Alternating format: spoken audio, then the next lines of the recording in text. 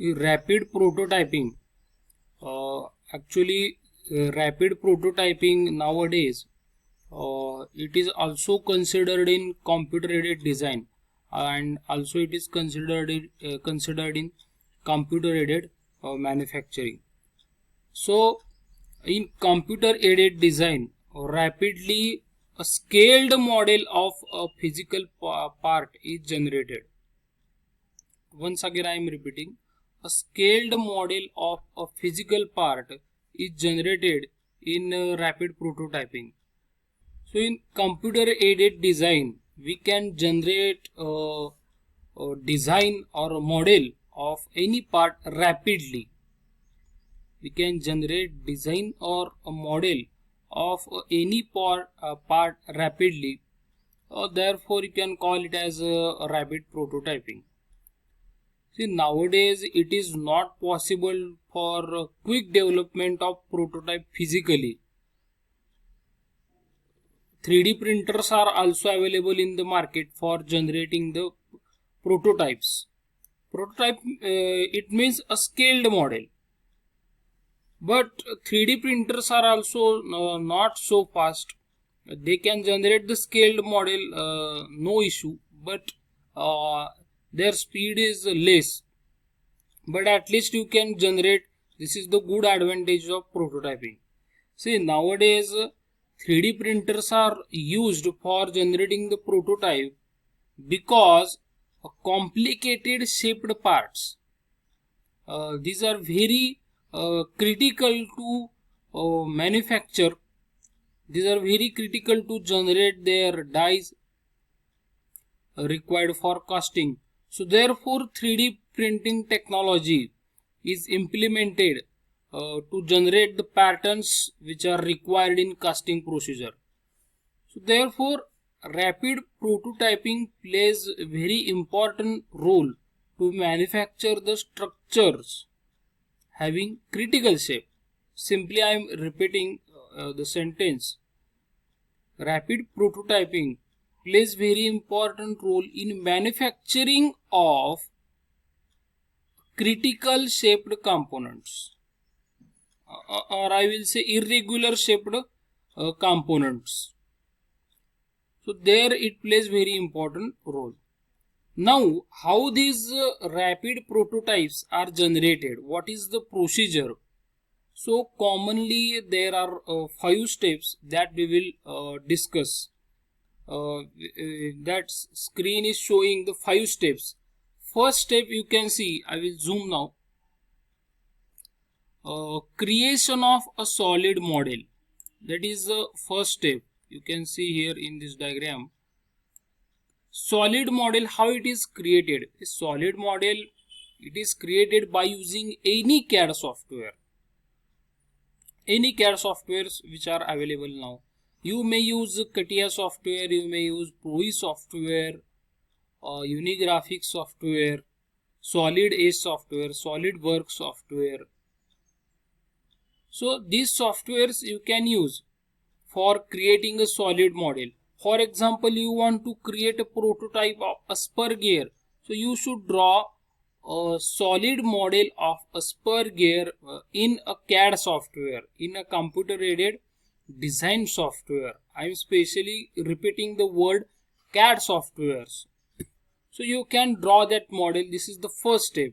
Now next step, it is told that you have to save that model into STL format. Actually, why this STL format is required and why it is generated? Actually, STL format is a stereolithographic format. Once again I am repeating, it is a stereo lithographic format. Actually, its a long form is a standard triangle language. Its a format is its a long form is a standard triangle language. But stereolithographic softwares were used in previous days, and at that time this STL format played very important role in rapid prototyping.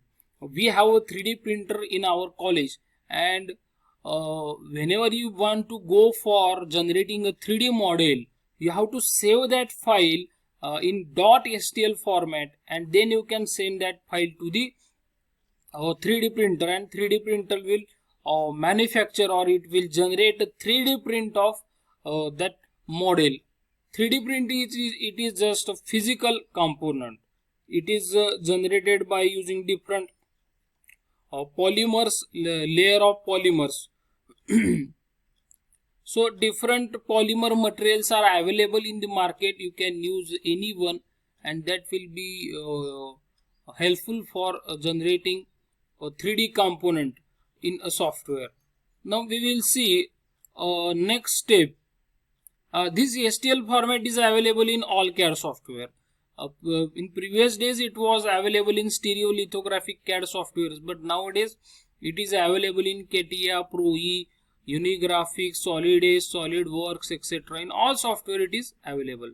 Now in rapid prototyping there is a rapid processing, and it consists of model validity and repairing and slicing. If you find there are some errors in your drawn model or in your manufactured model, final manufactured model, so you have to check its validity, its shape, its dimensions. Then if you find there are some errors, then you have to go for slicing. Slicing it means that it is you can cut unrequired part, or which is not desired in design, you can slice that part and you can remove it, and you can finalize that scaled model or prototype. So this is the function of slicing. In rapid processing, these two steps are important. Very first step is model validity. As I told you, validity, it consists of what? Whether generated physical model is properly scaled or not. For example, there is a spur gear and its size is reduced half, 1:2 ratio. So whether it is happened actually or not, if the shape is if the shape is matching with actual shape or not. So these things you have to check in model validity, and if it does not happen, you have to repair it. Sometimes it is happened that you have to go for 3D printing again and again for achieving the desired prototype. So this also happens because of some problems in 3D printing technology. Now next step we will see rapid prototyping. So you can go for the starting of printing procedure there in rapid prototyping, no issue. But before going for the printing also, you have to validate the model, you have to repair, and you have to slice in the CAD software itself, because slicing functions are also available in CAD softwares, in almost all CAD software. Cut function is there, divide function is there, delete function is there. The different functions are available in different software, but their meaning is slicing. Now next step we will see rapid prototyping. Next step is the post processing, cleaning, post curing and finishing. So if you print any model on 3D printer, you have to go for cleaning of that model, and this cleaning of the model must be done properly in order to validate its dimensions with the actual physical model, whether it is scaled properly or not. Post curing is also required in 3D printing, and finishing you have to go for the surface finishing of that model. Actually, curing time, you are known about this curing time. You might have studied this curing time in the casting process. Time required for a solidification of that model, that is that called as curing time. So you have seen that curing time concept in casting. So it must be solidified properly, otherwise its shape may change or it may break after 3D printing. So changing of the shape we have to avoid. So we have to give a sufficient time to get that model solidified. To get that model solidified. Otherwise, it should not happen. Model is printed and you have taken it as it is for manufacturing purpose. It should not happen. Give a sufficient time for getting solidified. Its hardness must be maintained during a manufacturing process. And finally, you should go for the finishing. As you go for the finishing of the component after forging process, because there are rough surfaces, and in casting process if you are manufacturing a pattern, so your surfaces must be smooth. There should not be a roughness.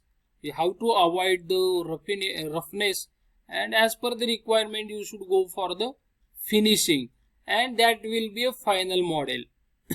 So these 3D printing technologies are very important nowadays during the manufacturing of critical part, and this is a general procedure it is shown here.